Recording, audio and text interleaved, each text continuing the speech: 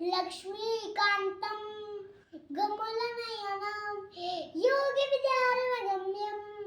वन्दे विष्णुं भवभयहारं सर्वलोकैकनाथं कराग्रे वसते लक्ष्मी करमध्ये तु सरस्वती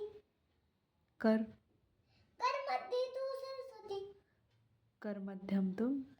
कर्मध्यन्तं गोविन्दं तू करी दर्शनं समुद्रस्ते देवे पर्वत असले मंडली सप्यम पर्वत असले मंडली पादस्पर्श